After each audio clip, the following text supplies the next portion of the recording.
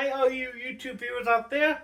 This is Speedy Talk 2.0, where we talk everything racing and everything NASCAR racing. Don't forget to hit that like button and hit that subscribe button. First off, we give a congratulations to Bubba Wallace. He won that Brickyard race, the Crown Jewel race this year. It was an awesome win for Bubba Wallace. Congratulations to Bubba Wallace and the 2311 team owned by Michael Jordan and co-owner Denny Hamlin. Man, that was an awesome NASCAR race. I thought it was a very competitive NASCAR race. We saw a lot of lead changes up front and also towards the middle of the pack. There was a bunch of hard passes and stuff. It was action packed towards the middle and towards the back of the field too. We saw a lot of good hard racing. I thought it was very competitive Brickyard race. I thought it was a very awesome and competitive Brickyard race. And fans, if you haven't gone to the Brickyard in Indianapolis, you should do so next year. It's a crown jewel race, and there's no other way to see it but in person. TV doesn't do its justice for that. You gotta experience it in person. But yeah, overall, I thought it was an awesome race. I thought it was very competitive, and yeah, Bubba Wallace persevered and he won that race. I thought it was an interesting NASCAR race and very awesome. Next up, we move to Iowa, and it is a short track race. It is a 7/8 mile racetrack. It's 1.4 kilometers long, with 10 degrees of banking in the front stretch, 4 degrees in the back stretch, and progressive banking system utilizes from 12 degrees to 14 degrees in the turns, which makes for good racing at Iowa. It's a short track race, and it's a Sunday afternoon race. It's gonna be hot there, but yes, it's a multi-groove racetrack, but also in some spaces, like the turns, it's tight corners. It's an old school short track style, basically. It's short. It's a short track. There's bumps in the grooves. Yeah, there's bumps in the tracks. It kind of reminds me of like a Kansas or Kentucky, which we know those older surfaces make for some great races and some great race finishes. Expect some great action-packed racing this weekend at Iowa. Expect that. It's going to be action-packed. I think you're going to see a lot of good passes. And I think it's going to be action-packed. Time management for sure will be huge in this race at Iowa. Pit strategy will be huge for sure.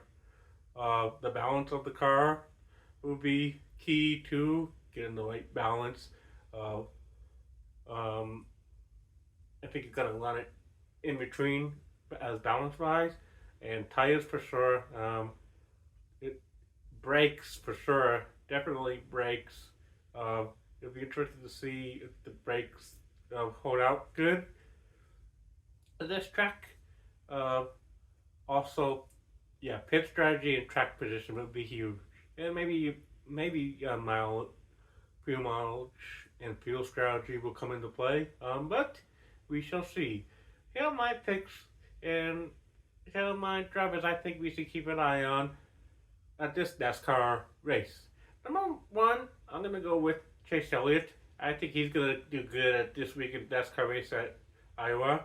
He usually does good at tracks like this. Number two, I'm going to go with Bubba Wallace because he's coming off momentum. I think he's going to have a good race at Iowa.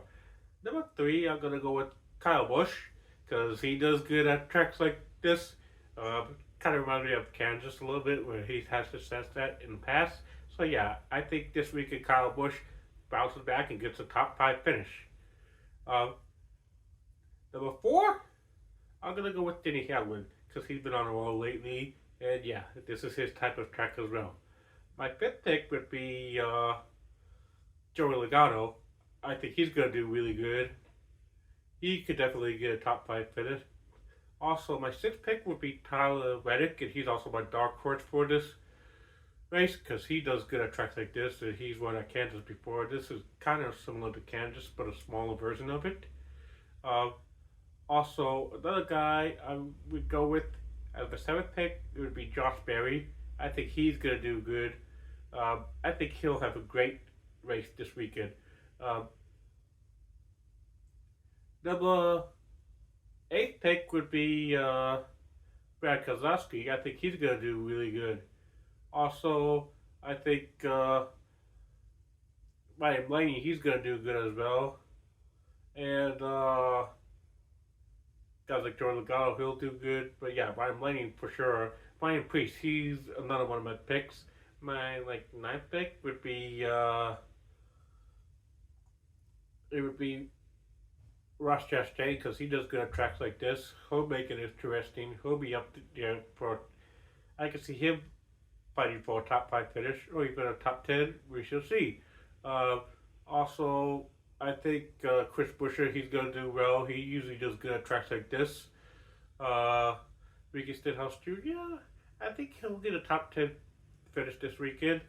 Also, Christopher Bell, I think he'll do good. And Chase Briscoe, I think he'll do good as well. Hey, he could even steal a top 5 finish, but it'll be interesting to see what Chase Briscoe does. Also, it'd be interesting to see what Carson Hocevar does. He's my other dark horse pick for this weekend. Yeah, I think Carson Hocevar is going to do good this weekend. It'll be an awesome race. Also, William Byron, he's another guy on my list. He does good at tracks like this. Also, Alex Bowman for sure. And Kyle Larson, he does good at tracks like this. We should definitely keep an eye on Kyle Larson this weekend, folks. I think he could get a top 10 finish this weekend. Heck, maybe he'll even be fighting for a top 5 finish. It'll be interesting to see what that Hendrick Chevrolet can do. Yeah, but those are my picks for this weekend's race, and I will throw out some more drivers in my next edition of Speed Talk 2.0. When I talk more about Iowa, because I will talk more about Iowa in my next video. And yeah, that's it for this edition of Speedy Talk 2.0, where we talk everything NASCAR and everything racing. Don't forget to hit that like button, folks, and hit that subscribe button. Also, I would like to give a shout out to my friends Taj Banks and Patty Grizzon. Hope you guys are watching. Don't forget to hit the like button, folks, and hit that subscribe button. Thanks, fans, for always watching my channel. And we're going to grow this channel, and I got more stuff from other locations coming soon. You're not going to want to miss my next couple videos. They're going to get awesome. But yeah, that's it for this episode of Speed Talk 2.0, where we talk everything racing and everything NASCAR racing. Thanks for watching, folks. Peace.